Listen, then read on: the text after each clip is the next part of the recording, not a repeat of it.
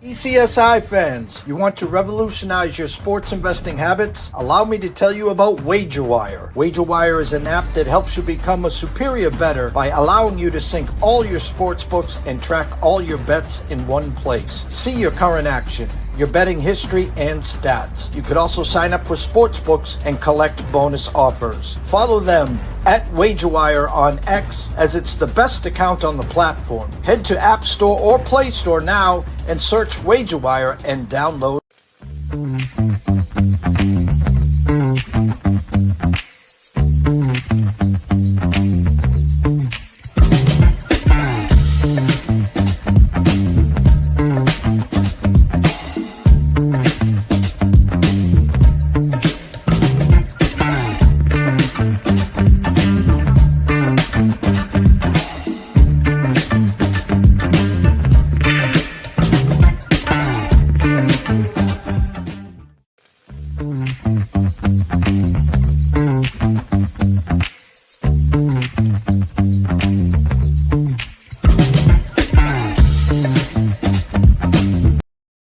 Excuse me, Mr. DJ. Hey, check this out. We got a great show coming your way.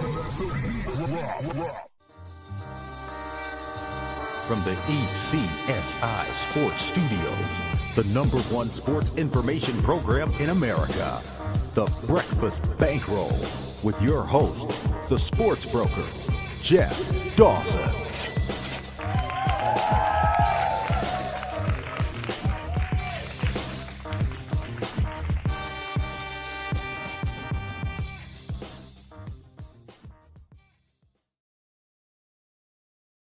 Good morning, sports fans from all around the globe. I am the co-host, Jeff Dawson, East Coast Sports Investors, and it's that time of the week for NCAA NFL numbers by the books. Day number 3 of the week for myself and Scotty. Well, technically day number 2 as we move forward, as I've been saying very clearly. Set your dial, set your notifications. Monday, Tuesday, Thursday, Friday. Myself and Scotty will be on here around 9 a.m. to talk numbers, and more numbers, opening numbers, closing numbers, where they stand now, movement, steam, reasons why to buy, reasons why to sell, etc., etc., etc. You know, I have been doing this now publicly for almost 10 years. And listen, trends are not always your friends. Angles, I mean, there's a million ways to skin a cat to get to the bottom line, which is to win, grin, and profit. And for me, it's not about the logo on front. It's not about the name in the back. It's strictly reading the market. And with the help of good friend and colleague, Mr. Scotty Webb, we've come up with the idea that there is not enough shows out there just talking numbers. And that's what we're here to do. So first and foremost, a shout out to our proud sponsors and partnerships. It's WagerWire. Head on over to Google Play, download the app. It is free. And of course, AtlantaSteaksAndSeafood.com. Jump on over to Facebook. Introduce yourself to Terry Smith. Come on back to AtlantaSteaksAndSeafood.com. Steaks, seafood, chops, wines, appetizers. Terry's got it all. He's also got 4 subscription plans. Set it and forget it.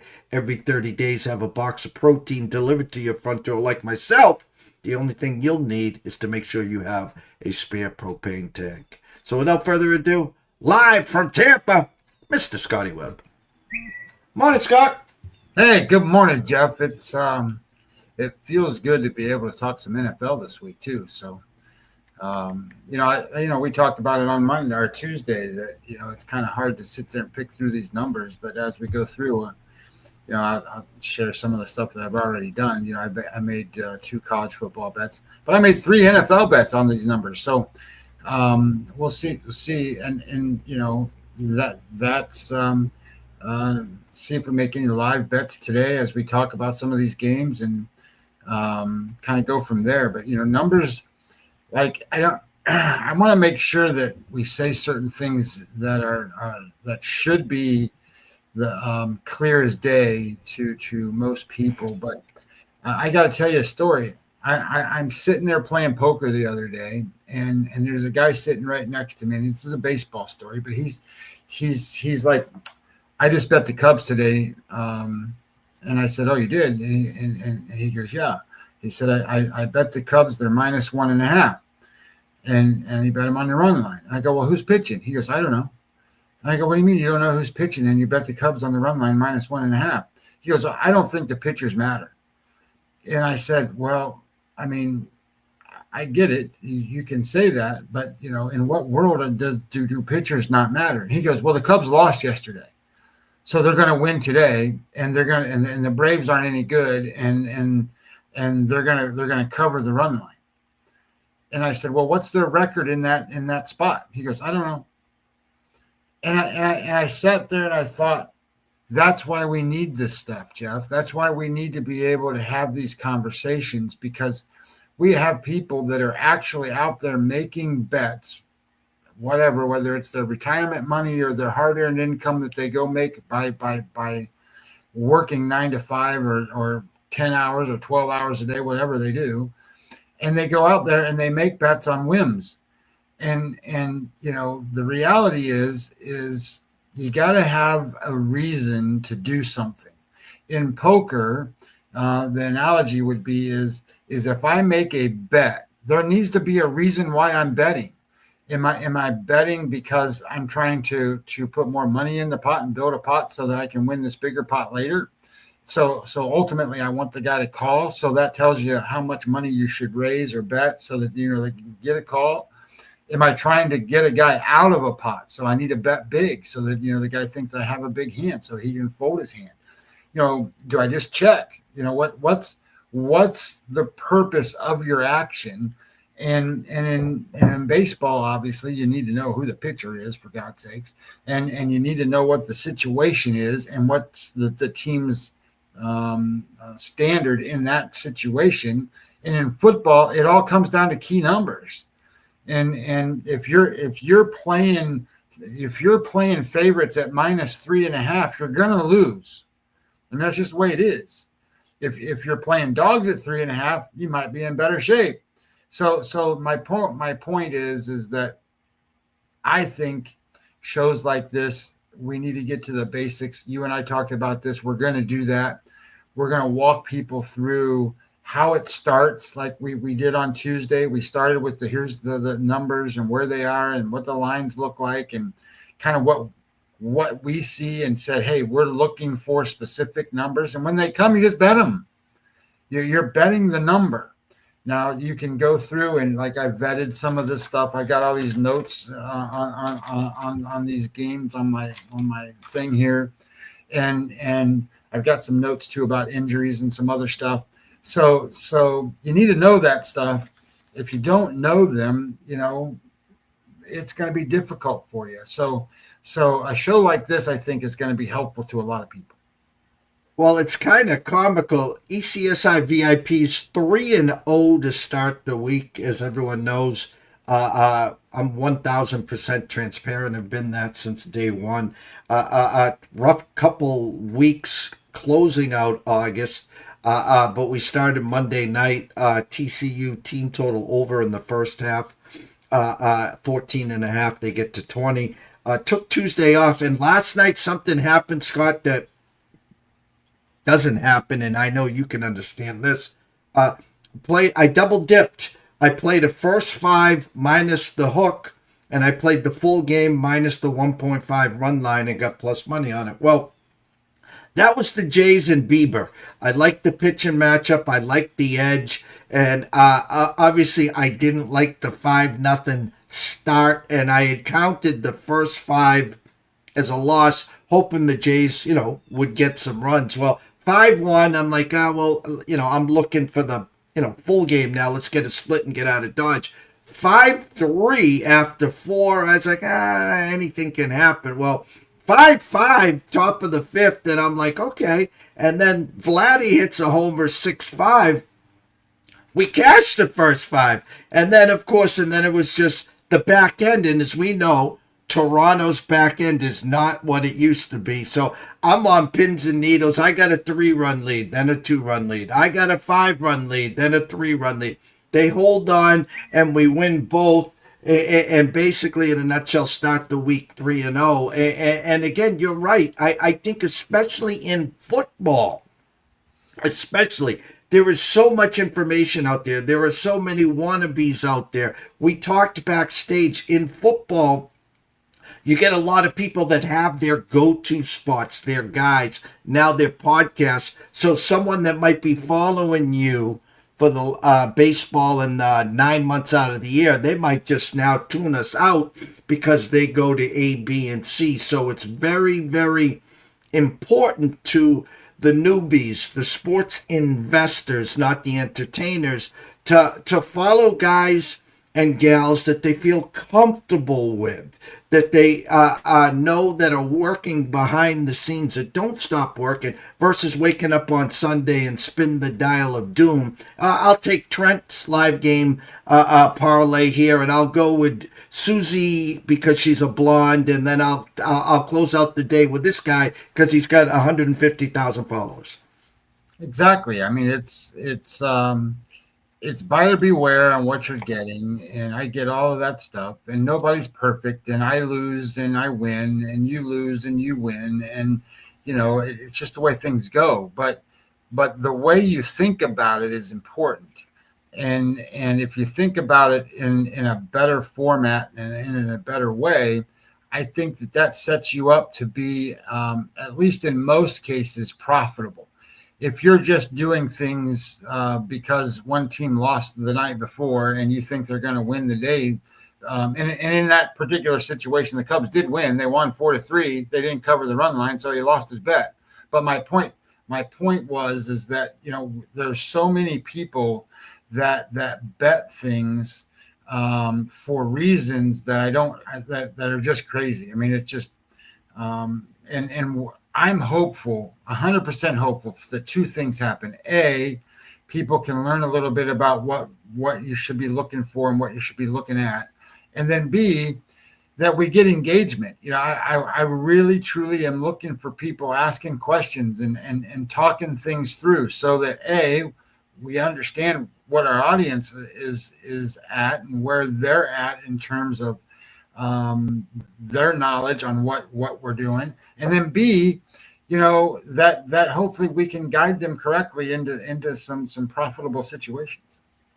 Well, on Tuesday, we really focused on the college. Why did we focus on the college? Well, obviously, a lot more games, number one. Number two, they are technically into, they had week 0, they had week 1. They are technically, I guess this is week 2, where there are some teams that are playing their 3rd game of the year. And we have a lot more data to go on now. And the other thing is, it's an even playing field now. These numbers for the college ranks have not been up there for 3 and 4 months and picked through, like we talk about the landfill and the 20-pound turkey, which is now a carcass.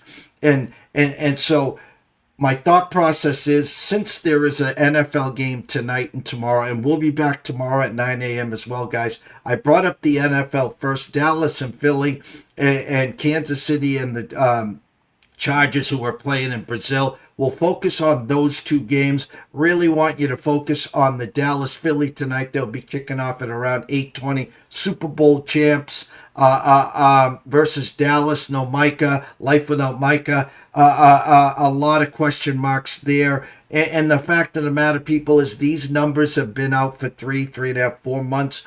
Circa has gone as high as 9 in this game. Super Bowl hangover, banner night, question marks. The number 1 ranked team currently in the NFL. And I lived through this for 2 decades with the Patriots, hanging a banner, and in comes Ben Roethlisberger and the Pirates and the Steelers. Patriots 6.5 point favorites. Steelers got the ball, 2 minutes to go. They're driving for the backdoor cover. Then here comes the Chiefs and Mahomes. Patriots 3.5 point favorites. Patriots with a 6-8 point lead. Here comes Mahomes with the backdoor. Is it open or not? I think this is relevant because kind of sets up here where it seems like the world is on Philadelphia in money line parlays, in 2-team teasers, in 3-team teasers, in suicide pools, and yet the line is 8 on Profit X, and I'm going to throw you a nice little 7-yard button hook to take over from here. Yeah, I think there's a couple things that we should first note.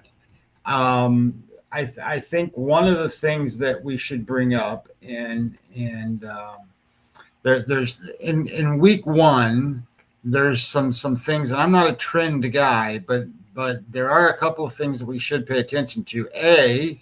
One of the things is how often does a dog that is +8 to +10 actually cover a bet? Well, since the last 20 years, the answer to that question is 19-7 that the dog covers that bet. So when you're starting to talk about the Dallas Cowboys game and the Philadelphia Eagles game, you need to be looking at the Cowboys side before you start looking at the Eagles side. And it's not because, that there's a disparity in a talent, because we already know how good the Eagles are, right? They're the world champs. They win the Super Bowl. They're one of the best teams. They're the best team in the NFC, right? They just are. So, and then when I looked at numbers and different things, when Dallas has the ball, what do you have, right? Well, in terms of EPA per play and how they pass and how they run, they're one of the worst offenses in all of football last year, and they're against one of the best defenses. So it's going to be very difficult for the Cowboys. But, got to remember a couple of things. Dak didn't play last year. They brought in a new wide receiver. So when you think about what Dallas has, they have some weapons on offense. They have a new offensive line. But then on the other side of the ball, you've got Philadelphia, who's going to have 2 new starting cornerbacks. They're going to have a new linebacker, a new edge rusher, and a new safety. So when it comes to trying to figure that out, I think this is going to be one of those games where you sit there and go, neither one of these teams are going to play at their best. It's week one, so there's going to be a lot of kind of touch and feel here. The second thing is they're divisional foes. They play each other a couple of times a year, and it's just like any divisional foe. We can talk about it with like the Bengals and the Browns and the Giants and the Redskins or Commanders. We can talk about how that works, where they know each other so well that they know what's coming for the most part. They know how to handle different things where other teams may not, and they play better against those teams. So once you're over that 7 and 7.5, the next key number is going to be 10. This number I don't think is going to reach out to 10. The bet splits. What's interesting on the bet splits, they're all Philadelphia, right? 73% of the money's on Philadelphia, 71%, 72% of the tickets all on Philadelphia. Kenny White says, hey, the number should be 11. You're right. He says that. So I put Fezzik's numbers in there too, because I liked Fezzik's numbers. That's an update since the last time that we saw the numbers. And Fezzik has 6.5. It's like 8.5. So it's kind of right where it's supposed to be. So when a number's where it's supposed to be, and you're getting that many points, a lot of times it's just like what you said. You might have a team get ahead 14 points, and then you're sitting there going, oh, I'm dead. Well, not if you get 8.5 or 8 points. It's one of those spots where a backdoor cover is exactly what you're looking for. And, these NFL coaches don't care about that stuff. They're not out there trying to beat a team by 8. They just want to win the game. They don't care if they win by 3 or 1. You know what I mean? Like I think that's the way it goes. Now, my personal preference in this particular spot is to take Dallas or nobody, and I don't think I'm going to play on Dallas just because they have that brand new head coach. I don't know what he's going to do. My thought is nobody wanted to even hire him as an offensive coordinator, and now he's the head coach. And they're going to play the Super Bowl champions. I think he's at a mismatch on a coaching level. So because of that, I think there's a lot of reasons why, everybody's jumping on Philadelphia, but I think the number's too high. And just strictly looking at some numbers, which kind of smell a little to me, is Dallas Philly first half. I like to look for an angle. I like to look for a little edge. I like to look for something that Vegas has given me a sign. Usually when I see an 8.5 or 9, you go into the first half and I'm not shocked because I see a 6 in the first half. Philly favored by 6. Well, this opened at 3.5 and is now 4 as we speak right now. It is 4.5 on DraftKings minus 118. That's a stay away number. Then I look at the team totals in the first half. And, of course, it's freezing up on me here. Give me 1 second. There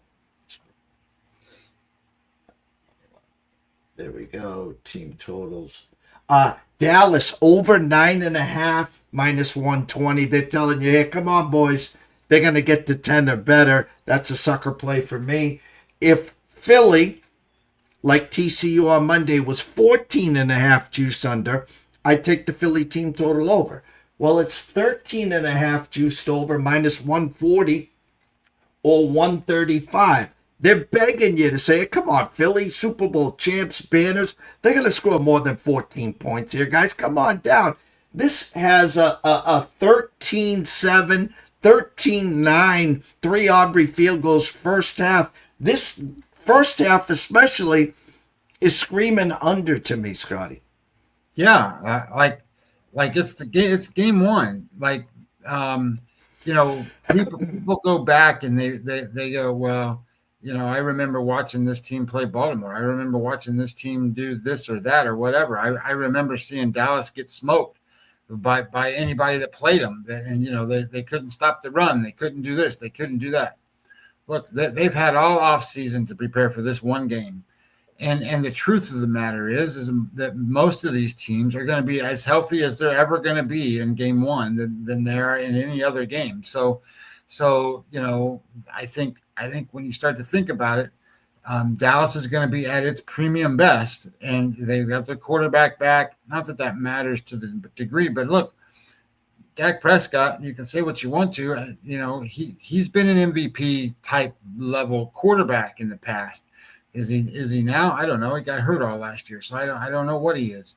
I don't know, how Dallas is going to run the ball. I don't know that they don't have a lot of good backs, but I think they're going to find a way to dink and dunk and try to move the ball and provide as much offense as they possibly can, because when you start to think about what their defense looks like, I don't know how it matches up to the Philly offense, but I go back to one of the things that I thought about this whole time is these quarterbacks that don't play in preseason get off to sluggish starts, and Jalen Hurts is that guy.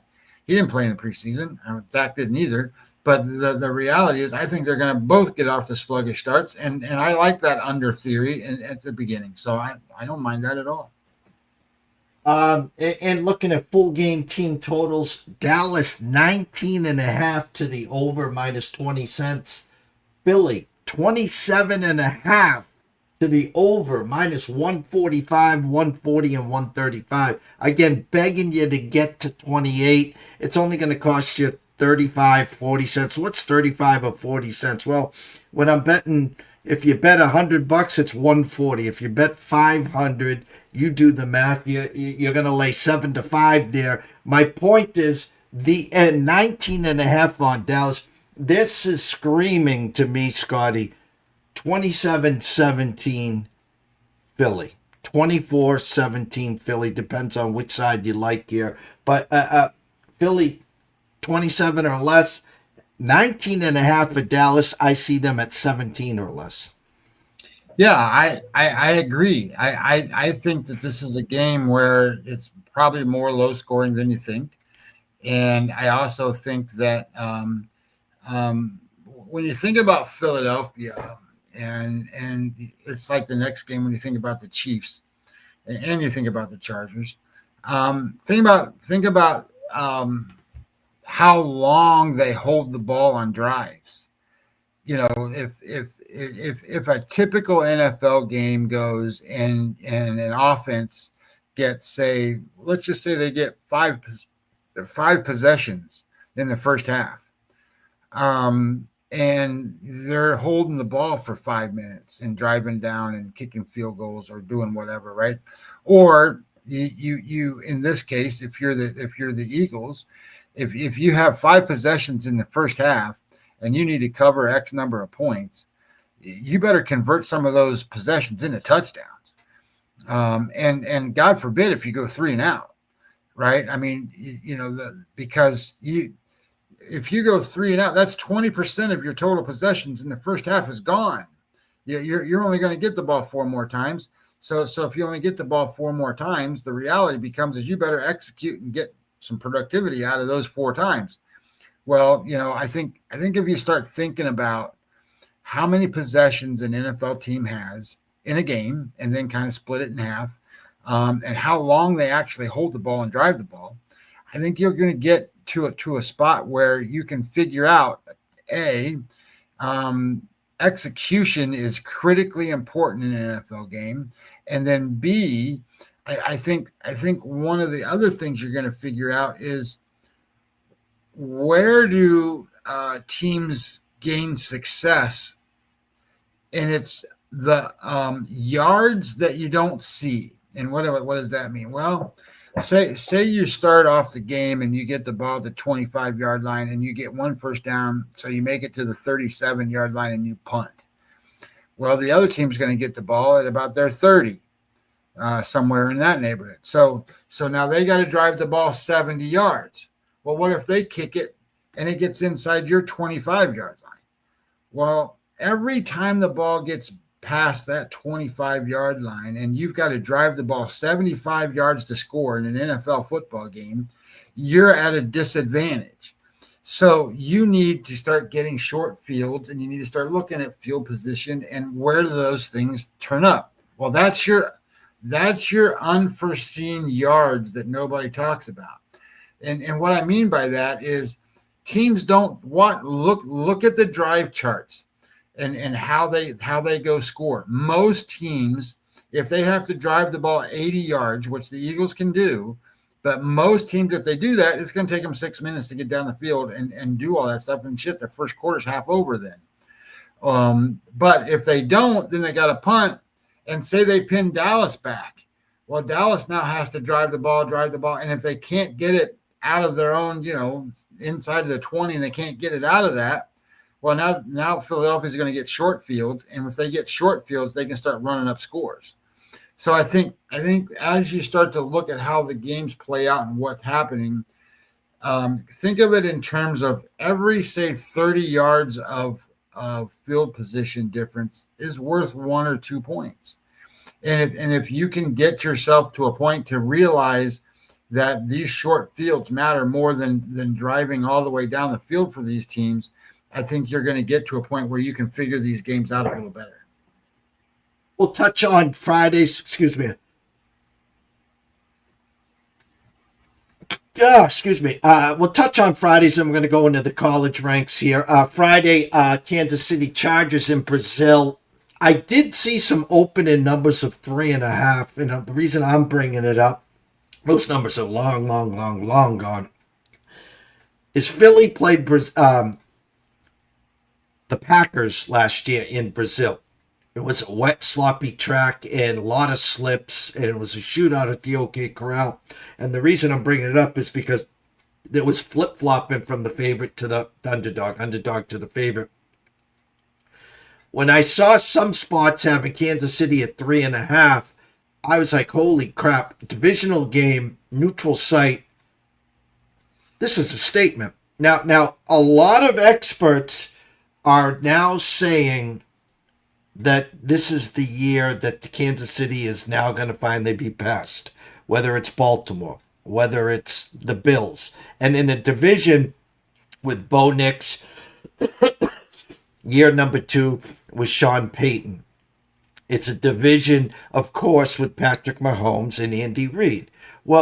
There's. I'm not really worried with Vegas. I think that potentially they could be a problem here. But the fact of the matter here is, Scotty, is that people in our lanes are thinking this could be the year finally that the Chiefs don't even win the division. Now, what was their problem last year? They had a hard time scoring. I think a lot of it due to injuries, new weapons on the wide receivers, the inconsistencies in the running game. Travis Kelce nowhere to be found. They could drive the ball 20-20, but it was field goals, field goals, field goals. And yet here we are, a Kansas City Chiefs team on a neutral site in Brazil in the opener. Opened at 3.5. There's only one way that number can go, and that's onto the Chargers side.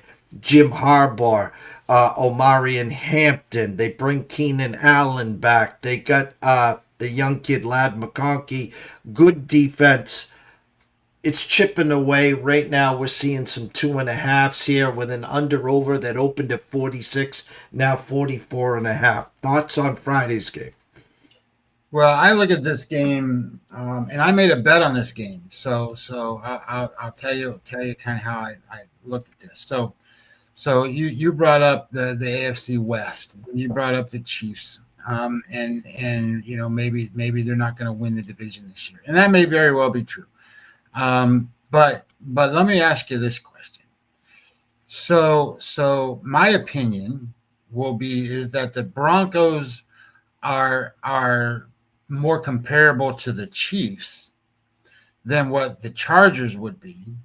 And I think the Chargers will be more comparable to what the Raiders are than what they would be to the Broncos or to the Chiefs. That's my opinion. Because I look at it this way. I don't think that the Chargers are one of the best teams in the NFL. I think they're an average team in the NFL. I think the Chiefs are still better than an average team, and I think the Broncos are better than an average team. So I would power rate the Chargers at below that number, and this is a neutral site. So I'm looking at it as probably about right. So like Fezzik's number is where is it? There it is. It's 2.5 to the Chiefs, right? So that's his number. Kenny White has 4.5 to the Chiefs. So if you kind of split that, maybe it is a 3, maybe it's a 3.5, something like that is a decent number. So the other thing I started thinking about with this is how many big games have the Chiefs played in the last 5 or 6 years? Like they played in all of them. They've played all the big games. They played all the opening games. They played all the travel stuff. So of all the things that a team would go through, who's more prepared to do it, the Chiefs or the Chargers? I think the Chiefs are going to be way better to handle the trip, the fly to Brazil. I think the head coach is going to, Andy Reid is going to have a program in place so that his players are ready to play. Because they've been there, done that. They've done all of those things. I think they're going to be way more comfortable than what the Chargers will be.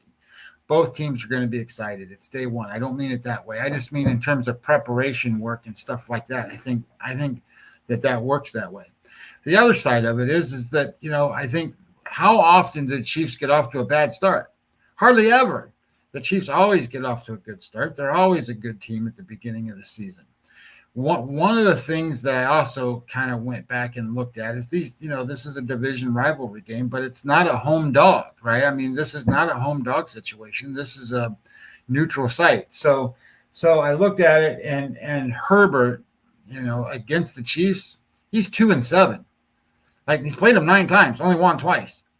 So there's no way I'm going to be on the Chargers side. I just can't. I can't get there. So I think you're going to see a better prepared Chiefs team, a better organized coaching staff. Not that I think that the Chargers aren't, but if I were to kind of gauge where these teams are, I think the Chargers are closer to what the Raiders are than what they are to the Chiefs. And I'm not saying the Chiefs are the best team in the AFC by any stretch, but I am saying that, they're not as good as Buffalo. They're not as good as Baltimore, but I think Baltimore is probably the best team in the NFL. And if you have Buffalo, and then who kind of comes in line next? Well, the Chiefs are going to be in there.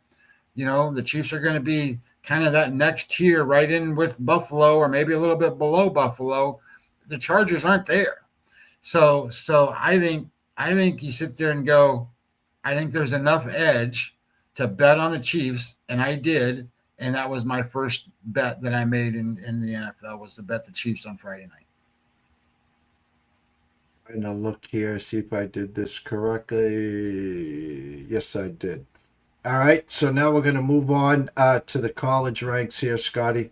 Here again, your spreadsheet, loud and clear. Games on Friday, line movement since the last time that we talked on Tuesday.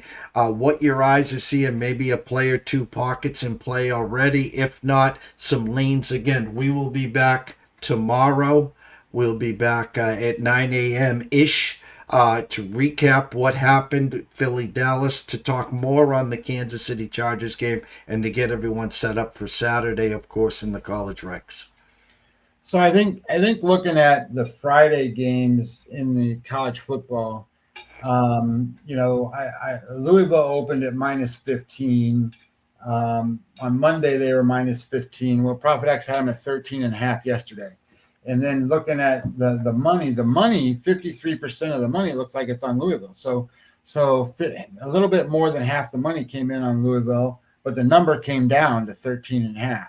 And then the tickets, 71% of the tickets are on James Madison. And I think that James Madison's one of those schools that the general public gets behind, right? I think they remember, oh man, they were good last year. They were good the year before. So that's one of those, non-power conference teams that people like to support. Don't forget that Louisville's got great quarterbacks, great offenses. Jeff Brom is a great head coach in terms of offense. Not always the best on defense and so forth. So if you have a powerful offense and you got a team that's got to keep up, well, they need a good quarterback. Well, in terms of QBR grade last week, they only played once. James Madison, his QBR graded 6th in the whole country. So they should be 2 good quarterbacks in this game. I'm trying to figure this one out a little bit better, because obviously Louisville is going to have better talented kids than what James Madison's going to have, but it's 2 touchdowns. So I think the number's probably pretty close. Now, Kenny White thinks that this number should be 18.5 for Louisville. And I don't know if that's right or wrong, but it seems like that's a big line move, because his preseason pick in numbers, before game 1 anyway, the line was 15, and then the adjustment for after game 1, it's 18.5. So he moved up Illinois and moved back, Louisville. He moved up Louisville and moved back James Madison. So I think that says something that you need to be aware of. And the key number is going to be 14. So the way this looks to me is if you like the Louisville side and you can get Louisville below 14, you're good. But based off of what I'm seeing, I don't know that 13.5 is going to stick around long, especially if there's, a little bit more money, not much. I mean, when 53% of the money, that's not very much, is on the Louisville side. 71% of the tickets are on James Madison. So that tells you where the public is. So it's a matter of, what do the pros do? And I don't think there's been enough money bet on this game to really change the stuff so much. But we'll see. Today's a day, Thursday, where it's like the second day of the open of, okay, well, now you can bet a lot bigger. So we'll see how the lines move from here, because tomorrow we might be talking about this, and the number might be 12. And if the number is 12, we say, oh, shit, a syndicate hit it. This happened, whatever. And we can look at it and go, well, did they move it too far? Can we get 13? It's a good key number then, and bet it under the 13 and play on Louisville if you like the Louisville side. My thought is If you're going to play James Madison, you need 14 or more. And if you're going to play Louisville, you want 13 and a half or less. And right now at Profit X, anyway, you can get them at 13 and a half. I didn't bet that game just because I can't vet it out as well as I wanted to in terms of knowing more about the players and the teams yet. So I didn't bet that one. And the other game I wanted to talk about for just a second was Northern Illinois and Maryland. And the Northern Illinois team, if you remember back, it's a MAC team, and you see them a lot because they're on Tuesday nights and Wednesday nights coming up in the future here when they play. MAC schools play on Tuesdays, Thursdays, Wednesdays, and stuff like that. And you see them, and they've had some big wins. The truth of the matter is this is not your great teams from the past. I got a number I wanted to share with you. So last week, Northern Illinois in their first game, they played Holy Cross, and Holy Cross is like when you make the jokes of, oh, they played the Sisters of the Poor. Well, that's what you're talking about, right? I mean, that's the Holy Crosses. They're the Sisters of the Poor kind of school. Northern Illinois scored 19 points in that game and won the game 19-17 against Holy Cross. So what does that tell you about how good Northern Illinois is? Look, I just got to say, Northern Illinois is there's 130 some schools that get graded and looked at. They're going to be 120th out of 130 schools. They're not a good football team. They don't have the same program as they used to have, and Maryland is I don't want to tell you that Maryland's the greatest school in the world, but they have a coach who's really trying. They have a situation there that they're trying to get it better and trying to make things work. The Northern Illinois quarterback, by the way, was 121st in QBR out of 134 schools last week, and the Maryland quarterback was 78, so it was much better. The number started at 16, and now it's at 17. 85% of the money's on Northern Illinois, but the number still goes up. 62% of the tickets are on Northern Illinois, but the number still went up. So that tells me that the sports books don't care. They want the number. They want you to keep betting on Northern Illinois. They want you to keep betting on that school. So I think Maryland might be the right spot here. I haven't pulled the trigger on the game yet, but 17 points is still a lot. Kenny's got it. Kenny preseason wise was 12.5. He made it 12. I don't know how you can make it 12. That's not even close. The opening number was 16. Bill Conley has the game 16. And when I say Bill Conley, guys, that's the ESPN guy that does the SPR numbers or SPX numbers or SP, whatever his numbers are. He does his numbers for ESPN. So, and I use those to kind of cross-reference and gauge how this works. But I think, just looking at the money splits and where things are at and what a sports book wants, right? That's part of what our job is figure out what does the sports book want. I think the sports book wants as much money on Northern Illinois as they can get. That's kind of how I read it. And I think that this is a spot where if you can get them at 16.5, and I'm not telling you to buy line numbers down. That's not what I'm saying. Keep an eye on the line. If the line gets to 16.5, I think you can probably pull the trigger on Maryland. Well, week 2 last year, Northern Illinois, 28.5-point underdogs at Notre Dame. They won the game outright. 2 years ago, I think it was, I do work at BC home games. I think Northern Illinois walked into BC 9-point underdogs, won the game outright. So maybe people are going on that early season upset special there. Intriguing game on the bottom of Friday, Eastern Washington, Boise State. Boise State's had a little time to lick their chops after their embarrassing, I'm using the word embarrassing, they got their tails kicked in Florida earlier on opening weekend. 35 and a half opening number down to 33 against an Eastern Washington team that we know not the greatest of teams. It's at Boise State. It's on the blue/green carpet there.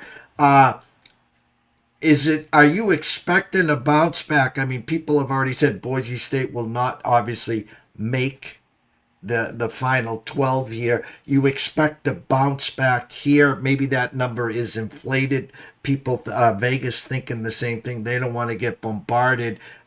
Any feel for a bounce back here, or just a sit and watch spot? Well, in terms of doing my work with the Florida game against South Florida, one of the interesting notes came up was about Boise State. Boise State in that game looked much slower. They weren't very fast, and I'm not saying Eastern Washington is a fast team. I think this is kind of funny because you got Eastern Washington, and if you think about Eastern Washington, if their home stadium, they got the red carpet. They got a red stadium, and now they're going to go play in the blue stadium. So this is like they're going to become a bruise out there. But my thoughts are that the quarterback for Boise State, I don't think he's a good runner.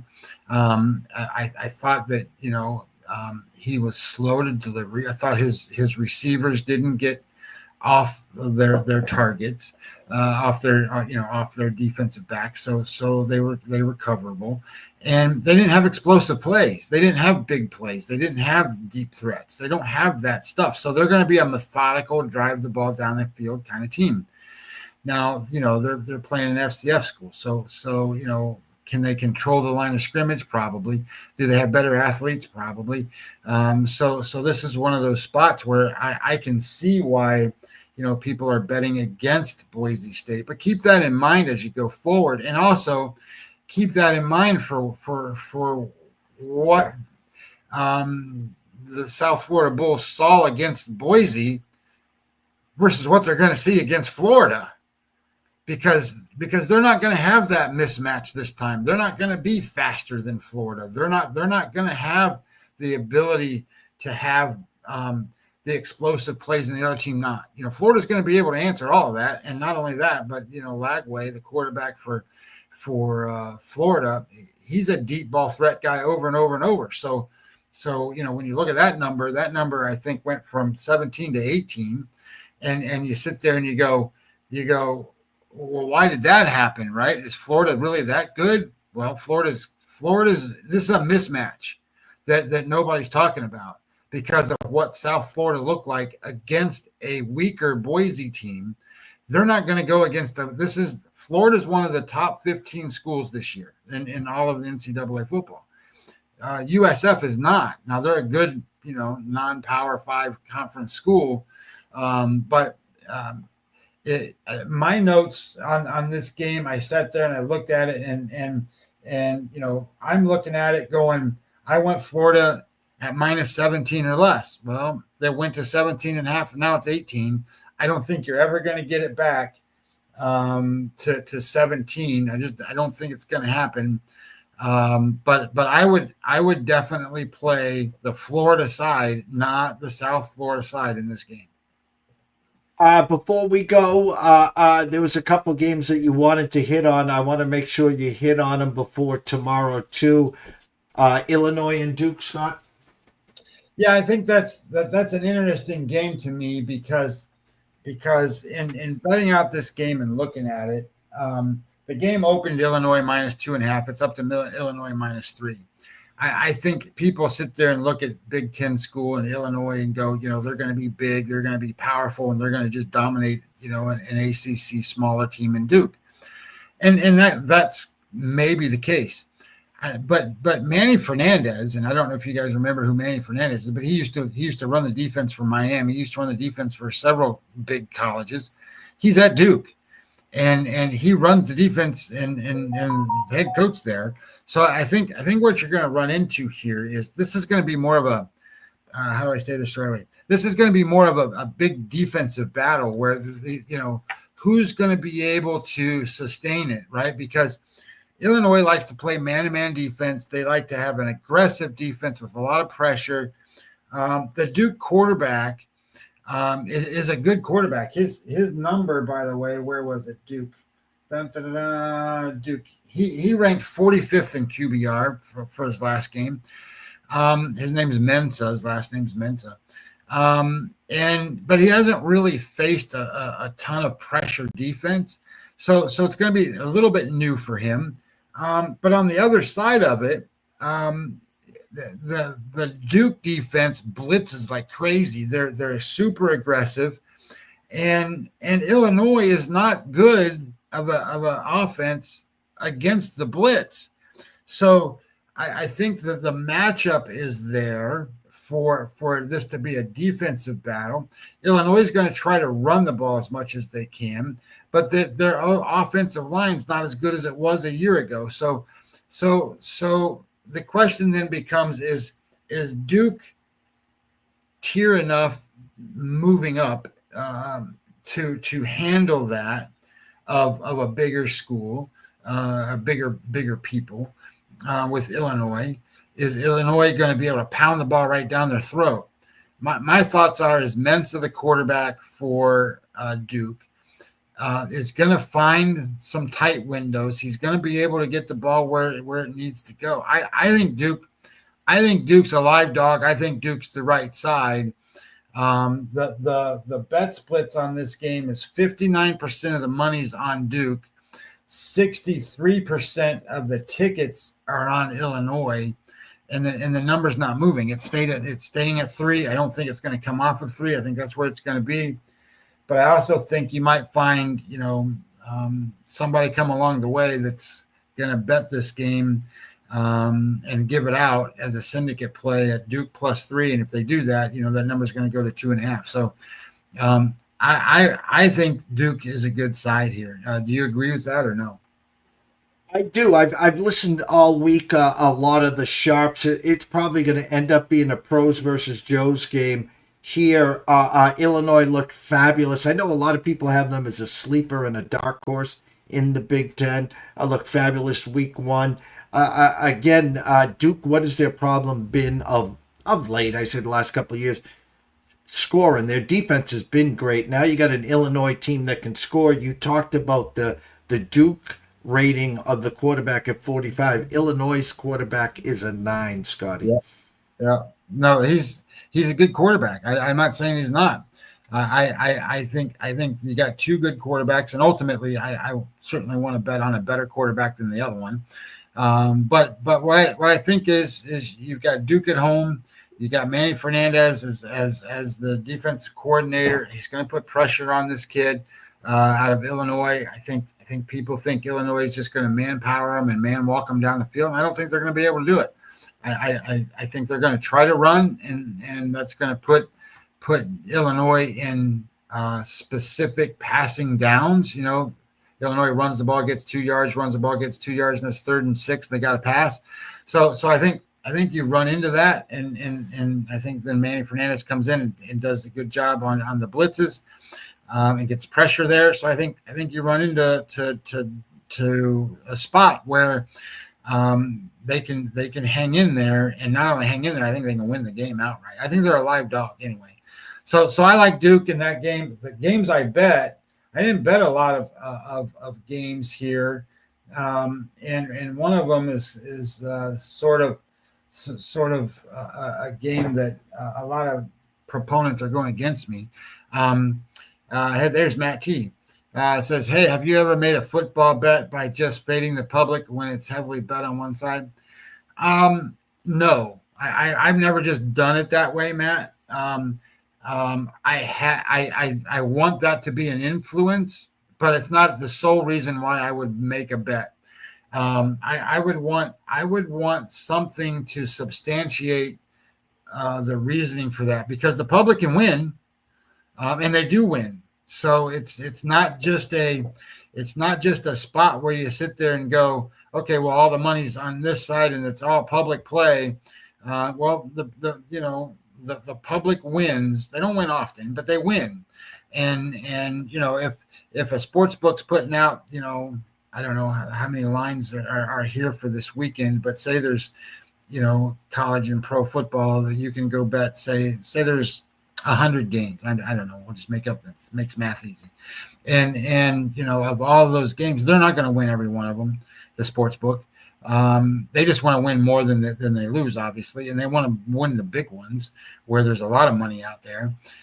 So I think the best way to kind of think of it is if you like a side and the public is against your side, that helps, right? I mean, like in that Duke case, I think the money's on Duke, the tickets are on Illinois. It tells me that a lot of people are just betting that because the name brand of Illinois versus a smaller school Duke.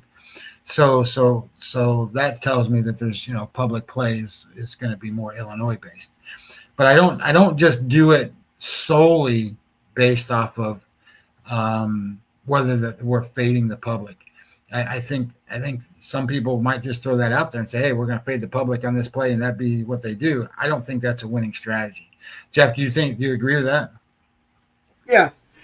And the funny thing, great question, Matt, and thank you so much for following us and supporting us here.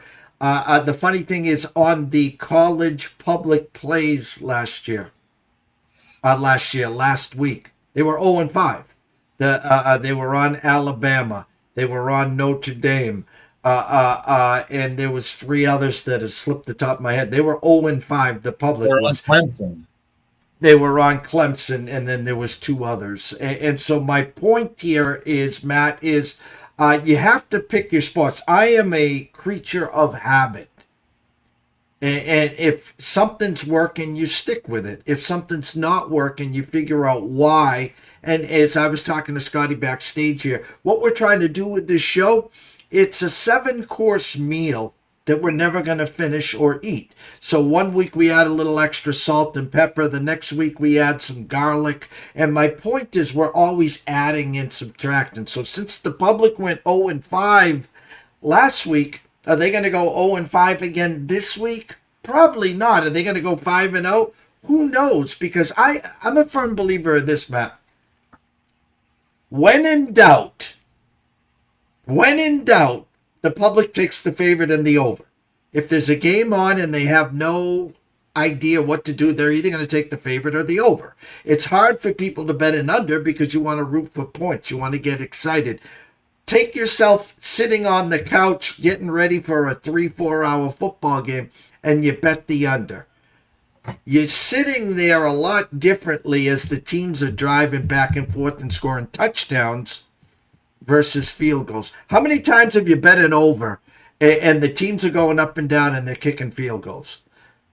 How many times you bet an under and the score at the end of the first quarter is 14-7, 3 possessions, all touchdowns, not field goals. So again, you want to pick your poison. You want to follow and see what the public is. There's a lot of people on social media, on X, Twitter, that chart that for a reason. And there was a stretch, I think, to start the NFL last year where the public was crushing it. Yep. And so you just don't know. I can tell you this, the public went 0-5 last week. Doesn't mean they won't go 5-0, but also doesn't mean they won't go 0-5. So great question, Matt. So I just want to tell you what my bets were for college football so far that I got in pocket. I looked at the Arizona State Mississippi State game, and one of the things that stood out to me in that game was last year. I don't think people really realized they're going to see the final score, and it was like I think 7 points that Arizona State won at home. But I don't think that people realized that score at one point in that game was Arizona State 30, Mississippi State 3. It was 30-3. Arizona State was ahead. Now, I know they had Scatterboo, and Scatterboo was big offense for them, and Scatterboo was big offense for them in that specific game. And they only won the game by 7 at the end of the game. So there was a lot of stuff that happened in that game that kind of went through all of those things. But so that's in my head, right? It's 30-3. So this year, Arizona State goes to Mississippi State. The line opened at 7. It's down to 6.5. People are betting crazy on Mississippi State. Well, let me ask you this question: Who's the worst SEC team? It's Mississippi State. They're the worst SEC team there is. And when you if you kind of gauge them out, Mississippi State, I'm looking at right here. Mississippi State is 51st rated school in all of college football for Kenny White's number anyway. And then you have Arizona State. Well, Arizona State can win the Big 12. They did last year. They can do it again this year. They're not necessarily favorites to do it, but they're not necessarily not in the picture to do it. Kenny's got them ranked 13th, I think was the number. Arizona State 14th. So you got the 14th ranked school going against the 50th ranked school, the worst SEC football team. And Mississippi State's offense last year was the worst Power 4 offense in the country last year. Of all the Power 4 schools, they're the worst one. And now you're going to have all these guys come on and start betting on Mississippi State. I don't buy it. So I played Arizona State minus the 6.5. The key number is 7. If you can get them under 6.5, which you can right now at Profit X, you can get them at 6.5. So I bet that one. But I think there's going to be there's 83% of the money's on Mississippi State in that game, and 66% of tickets are on Mississippi State. So people like Mississippi State, and I get it. It's going to be a hot, humid day, and Arizona State's going to have to go down there. But Arizona State's got a great quarterback in Levitt. They got a super wide receiver that I don't know that they can have coverage. So I liked it. And then the other game that I bet, Jeff, and it's the only other one I bet so far, Iowa plays Iowa State, and I think there's too many points on the total. I bet under in the game. I think it's going to be one of those slugfest defensive battles. And what really surprised me and kind of going through some of the analysis of that game was I don't think people realize what Iowa State's doing. Like Iowa State doesn't have good wide receivers. They don't. So they're not going to get open. So what are they going to do? They run 2 tight end sets 94% of the time. Who else does that? Nobody runs 2 tight end sets that often. So they're going to run and they're going to throw the ball to the tight ends. Iowa's got an elite offensive line, but Iowa State, they've been good against the run. So they just can't put pressure on the quarterback. Well, the quarterback for Iowa is no good. So then you sit there and go, well, how are they going to move the ball?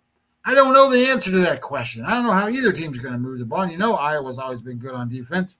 So I think this is going to be one of those games where, is Beck going to play well for Iowa State?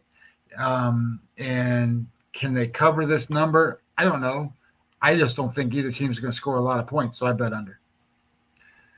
We will be back tomorrow, 9 a.m. I will be back on the airwaves in 42-ish minutes with Tyler Wyatt talking some more college football, and on the half hour, Matt Grissom talking his Westgate College card. Myself and Scotty, again, will be back tomorrow morning, 9 a.m.-ish. Big shout out to Matt T. Thank you as always. Everyone, if you haven't subscribed, jump on over to YouTube. Subscribe at East Coast Sports Investors. It's free. Tell a friend. Come on back to X. Follow me at EC Sports Invest. And, of course, Scotty Webb at Webby20MLB. Everyone, have a great morning. Thank you so much for all the love and support, and we will see you soon.